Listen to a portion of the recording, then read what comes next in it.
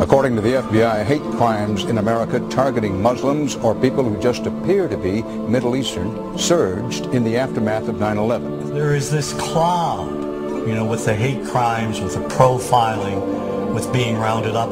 Again, I think this illustrates the power of film, that in spite of the reality, in spite of the material that we know to be true, we still embrace the mythology. The mythology is still a part of our psyches. Stereotypes take a long time to wither away. And for many of us, we're comfortable with our prejudices. We don't want to change. We've grown accustomed to this face.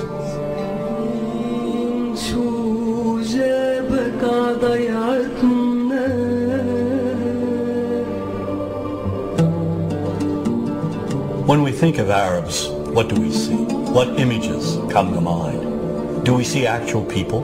People who, despite real cultural or geographical differences, do pretty much the same things that we do. When we think of Arab women, what images come to mind? Do we see women who laugh and play and who adore their children? Women who work in the home as well as outside?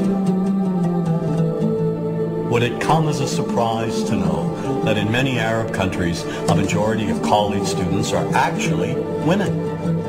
What's our immediate image of Arab men? Do we see loving fathers? Men who want to provide for their families? What about Arab teenagers? Do we see them the way you would think about teenagers in other parts of the world? Then there's religion in the Arab world. Do we see it as all-encompassing, dominating everything else? Do we know that even though faith plays a huge role in the Arab world, just as it does here in the United States, that it's also true that much of the Arab world is quite secular? When we think of Arabs and religion, does Christianity come to mind? Do we remember that there are over 20 million Christians in the region who have lived side by side in harmony with Muslims for centuries? To their credit, some filmmakers have shown Arabs and American Arabs in all their complexities. An excellent way to shatter a stereotype is through laughter, through comedy. So we have comedians. Comedians have done this historically. Black comedians, Jewish comedians. So we see Arab comedians doing this, and this is one way to release the tension. My name's on a credit card, true story. Guy behind the counter picked up my credit card, sees the olive card, looks at me all weird. He's like, hey buddy, what kind of name is, that?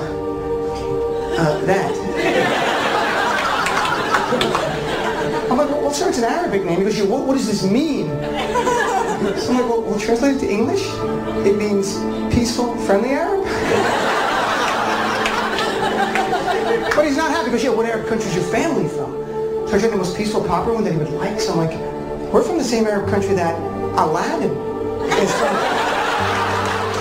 To his credit, Michael Moore in Fahrenheit 9/11 in the DVD includes a scene with this comedy coming out. My name really is Ahmed Ahmed, and I can't fly anywhere. All you white people have it easy. You guys get to the airport like an hour, 2 hours before your flight. It takes me a month and a half.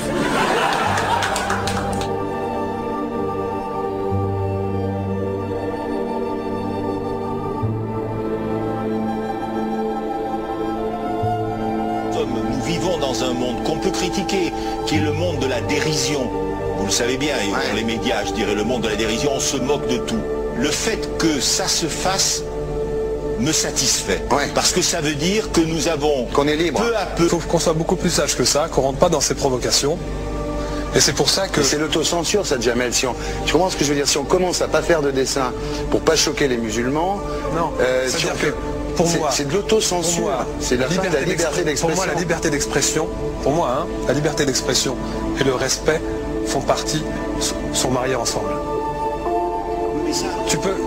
Moi, je suis pour la liberté d'expression.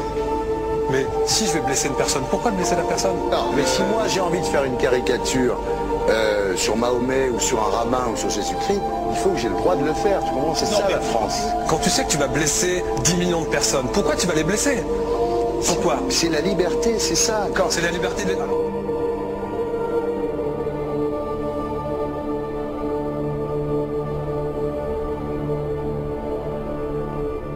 Non, mais tout seul. vous pensez pas que c'était à vous de vous excuser, non? En disant le sketch n'était pas très drôle, je suis désolé si j'ai blessé des gens, voilà, excusez-moi, voilà, c'est une connerie, c'est mon travail.